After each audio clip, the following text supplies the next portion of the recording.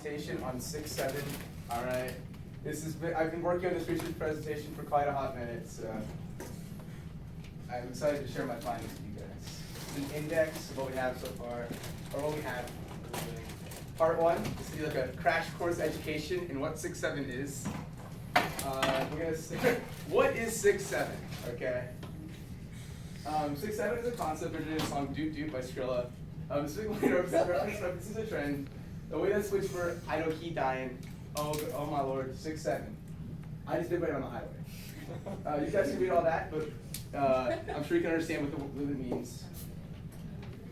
The line directly follows is where the now famous phrase lies.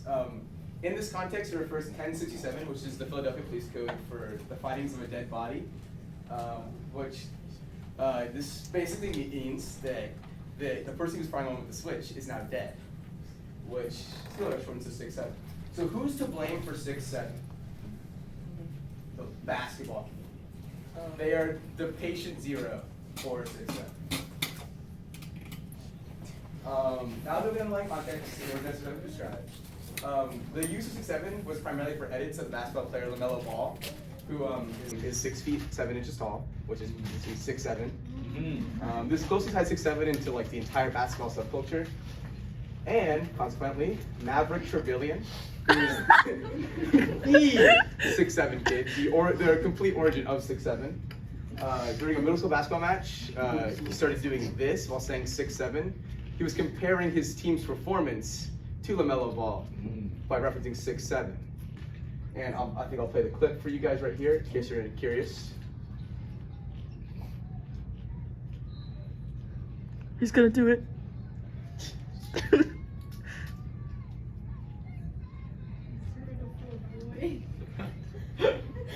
Yeah. Please hold your comments, Lee and Brianna. Here we have some 6-7 demonstrations. Thank you to everyone who did contribute.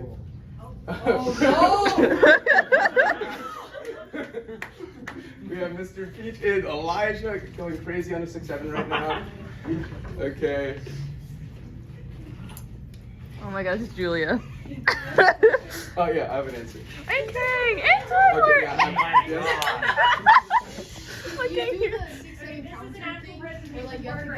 yeah, I'm so sorry. I'm not sure I understand. Go on to the next one. Okay, next up we have Sophia and yeah, perfect. Miss Hamby. The improper 6-7, courtesy of Rex Racer Wilson, who is with us today right now. Raise your hand, Rex. Really close to the camera. Okay. Part 2. The internet informatics and post-ironic meme culture surrounding 6-7. So in this context presentation, internet informatics will revolve around how irony is particularly used on the internet. This is a study of how information is spread and interacted with on the internet, and it's a system to facilitate the consumption and spread of information. And since you guys have been focusing so hard, here's a little brain break for y'all. I didn't want y'all to get too distracted, so this will keep you focused on the presentation going forward. Thank you. So I'll just give y'all a second here, really, find one that tickles your fancy, get immersed in it. There's so many of them. Yeah, okay. I think that's, is everyone good? Is everyone good? So we have like 5 more minutes. Okay, we'll give it a few more seconds. He's gonna win. Okay. Okay. Yeah, the brain work gets to focus because this next part is really wordy, and this is the real bulk of the presentation right now. Yes, sir. So this is starting into what irony is. Irony is a concept you broke down simply when something subverts expectation. On its own, very straightforward concept. Irony is a day-to-day part of life. Meta-ironic and post-ironic stuff are a completely different story. It's a very, very, very subspecialized thing to the internet, post-irony and meta-irony. They're similar, however, an ironic meme usually has a sort of conclusion, a sort of a return to sincerity from whatever it started as. We'll get more dial more into this later, but usually a return to sincerity in a post-ironic meme is some sort of where it returns to the start almost, or a new sort of idea is established with it. Meta-irony is a layer of humor or communication where irony and sincerity are so blurred through several layers of irony that the truth is, the statement is completely meaningless pretty much. This is what 6-7 is. It is a post-ironic meme. It has no functional meaning, and it doesn't really mean anything even when applied to situations where it's used. A symbol with no significance. This is what 6-7 has become. So now we have a basic understanding of layers of irony. We can now develop into the complexities of modern meme culture, which is short to MMC. Due to the era of instant and unlimited information, memes are moving extremely fast. You know, a meme that's popular today in a week will pretty much become meaningless in a lot of time. The real interesting point of modern meme culture comes when meta and post-ironic memes are being built on top of meta and post-ironic memes. This will also be got into a little bit later. This layers the layering of memes to such a degree that it requires hours of internet exposure to find a semblance of humor. This is why if like I showed something that I found funny to Miss Black, she probably would just like stare at it. It's meaningless to her. Something that I find funny will require probably hundreds of hours of constant exposure to the internet. And I think everyone here also shares a similar story. You know, if you share a meme to your parents, they're not gonna get it. And that's because the way memes are nowadays, they're very, very, very ironic, and they're layered on top of each other. So to understand a meme, you need to understand all the previous layers, which is why a lot of older people, or people who don't spend that much time on the internet, will not understand a lot of memes. Okay, save there. Okay. You were the second. So the layers of irony, the layer of irony, we've something I coined the 6-7 effect. Truthful and sincere. Hey, how are we doing, Silviano? Doing good, man. Okay. Truthful and sincere content is not the very subversion of expectation that irony once was. This idea is best represented by modern meme culture, where the truth is not a subversion and is unexpected. Because irony is not the norm. When consuming meme content online in the modern era, content that isn't ironic or subversive of reality is now reserved for like maybe your close friend's story, tops. So a lot of modern meme culture is just extremely ironic. Just several layers. This is a case study. So this is an example of a late-stage, simpler, meta-ironic meme. You guys can read that if you'd like. So I think some of y'all are starting to see the base layers here already, but we'll break it down in case you don't. So it's up to this. This is from Pimp My Ride, and that's Shaq. So that's the source image, all right? Then, later, it was transferred into a meme. Someone applied this text onto it, and now you start to see there's multiple layers to this meme. This is a tweet. Someone tried to do it entirely, lives in the version of it, does continue to refer to it directly. That became a meme, as you can see there. Yeah, so warping optimization of a meme is a big step in modern meme culture. So you can see they've got like this weird kind of, I don't even know, like melting effect to the image. Then becomes an ironic meme. This is pretty much meaningless. Yeah, and then this meme and this meme combine to make this meta-ironic meme, which is based off all of these. So this line right here is the base knowledge cutoff. So everything after this requires understanding the previous layers to make any sense. So if you want to understand this, you have to understand all of these previous things before you can understand that. This is understanding on its own, it's just an image. There's nothing to understand there. After that point, you have to understand all the previous layers, which is why someone who isn't as internet exposed will not understand the meme. Because this is meaningless to them. This doesn't mean anything, because they don't know all these previous layers that build up this meme. So our respective parts of the meme are broken down. See how much knowledge is required to properly understand the meme. This is kind of saying the time, but I'm going to just read it there. Take that for a second. We'll do, Cameron. Thank you for letting me know. Halftime show. Can Peter Gordon Hoff please stand up? Okay.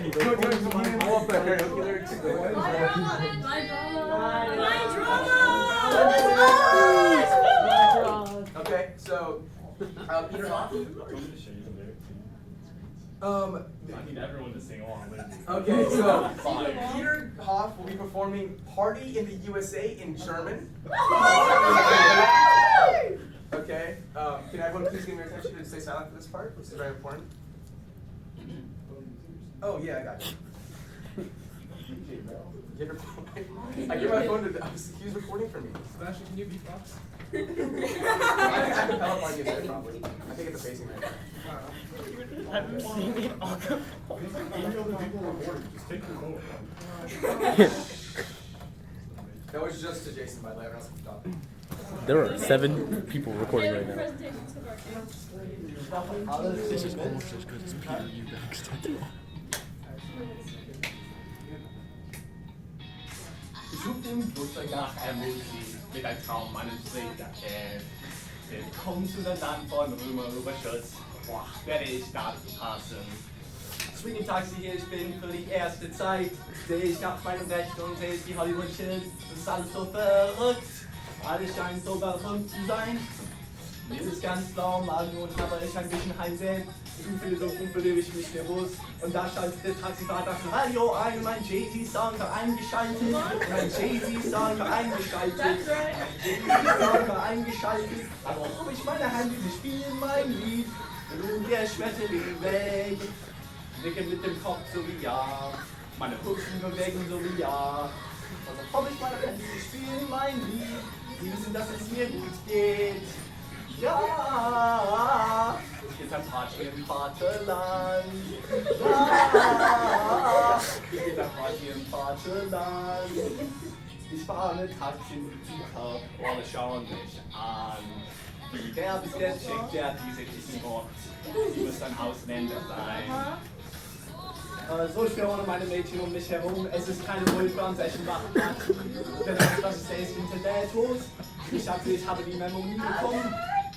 Mir ist ganz blau im Magen und habe ich ein bisschen Heimweh. Zu viele Drücken fühle ich mich nervös. Genau das spielt der DJ. Mein Lieblingslied, nur ein Jay-Z-Song war eingeschaltet. Ein Jay-Z, nur ein Britney-Song war eingeschaltet. Also ob ich meine Hand, die spielen mein Lied. Ich flug der Schmetterling weg. Ich nicke mit dem Kopf so wie ja. Meine Hüften bewegen so wie ja. Also ob ich meine Hand, die spielen mein Lied. Sie wissen, dass es mir gut geht. Ja, es gibt ein Party im Vaterland. Ja, es gibt ein Party im Vaterland. Ich habe Lust, in ein Flugzeug zu steigen und heute Abend zurück in meine Heimstadt zu fliegen. Doch jedes Mal hat ich was davon ab.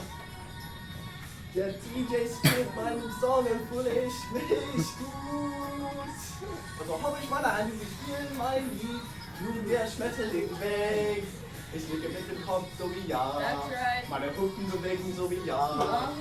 Ich hab meine Hand, sie spielen mein Lied. Sie wissen, dass es mir gut geht. Ja, es gibt ein Party im Vaterland. Ja, es gibt ein Party im Vaterland. Also hab ich meine Hand, sie spielen mein Lied. Sie wissen, dass es mir gut ist, weg. Ich nicke mit dem Kopf so wie ja. Meine Hüften bewegen so wie ja. Ich hab meine Hand, sie spielen mein Lied. Sie wissen, dass es mir gut geht. Ja, es gibt ein Party im Vaterland. Ja, es gibt ein Party im Vaterland.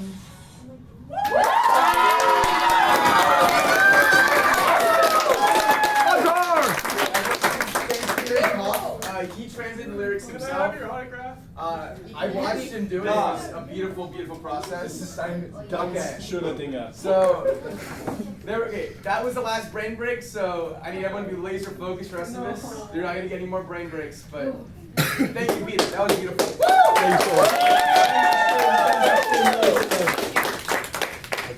Okay. Okay, the last part, the 6/7 breakdown. Okay, we're gonna break down every concept related to 6/7. So this is gonna be a really in-depth part of it. So we've already established the origin of the song in the initial spread 6/7, along with a crash course in internet informatics and irony. Okay, now get a more in-depth picture. We're gonna use that irony depth branch chart from earlier that we used. So this is the full branch of 6/7. Well, not full. This is a very partial branch of it. But these are all the big events. So the song by Dudu by Skrilla. Okay, the basketball community. And then you got the popular transformation to a meme, the mellow ball. So this is the base knowledge cutoff. So you notice this one, it is basically the very start of it. This makes no sense from the get-go. No one understands 6/7. That's part of its appeal. It's a completely meaningless thing. The only meaning assigned to it is when it's used, and even that has no meaning.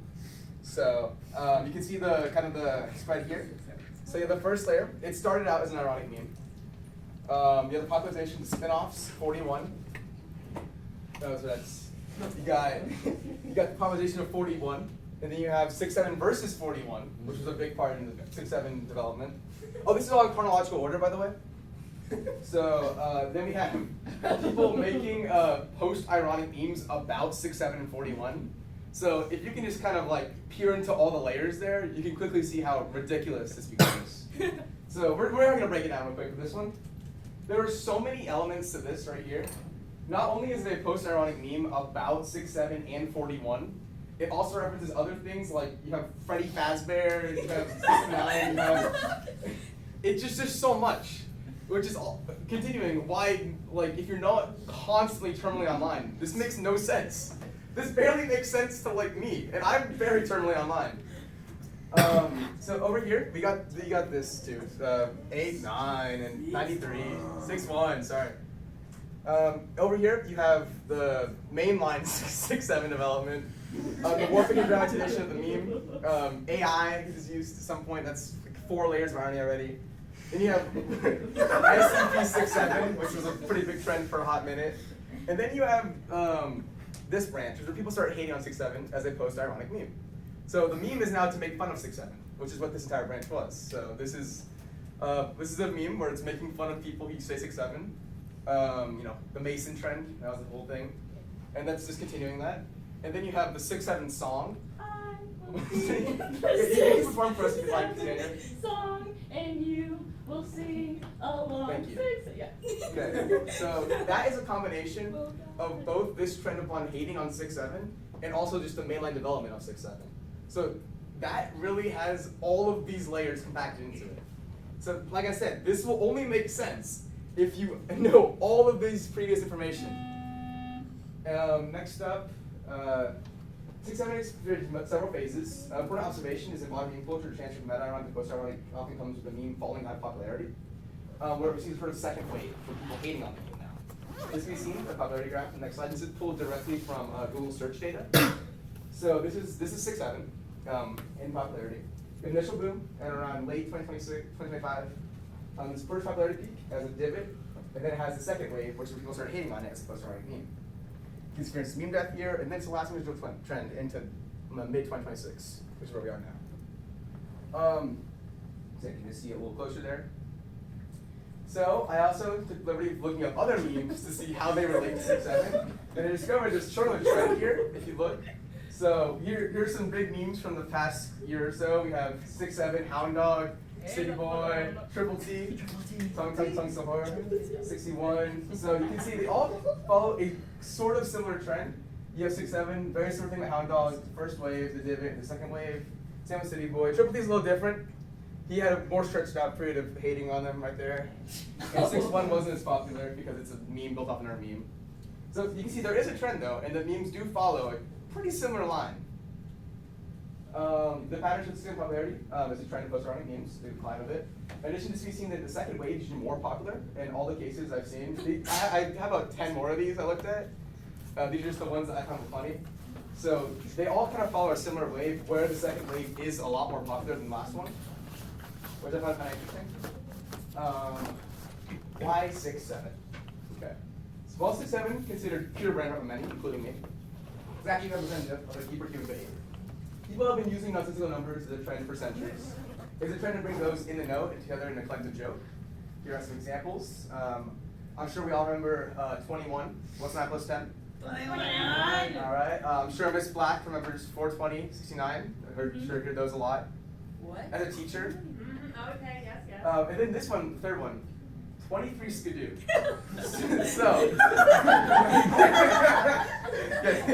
So, in the late 1800s, there was a nonsensical phrase, much like 6, 7, called 23 skidoo.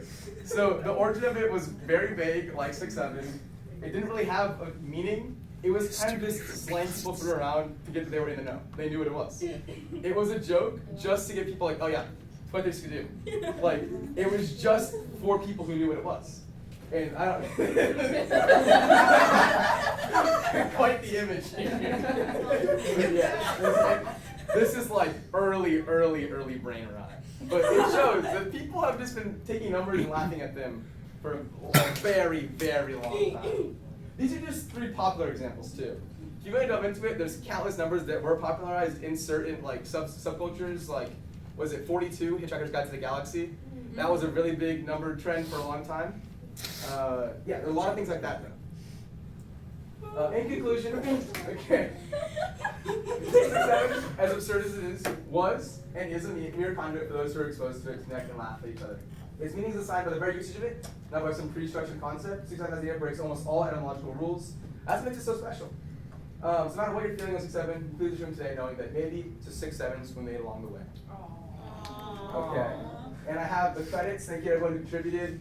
Oh, I forgot to add you, Brian, but I guess your name got put out.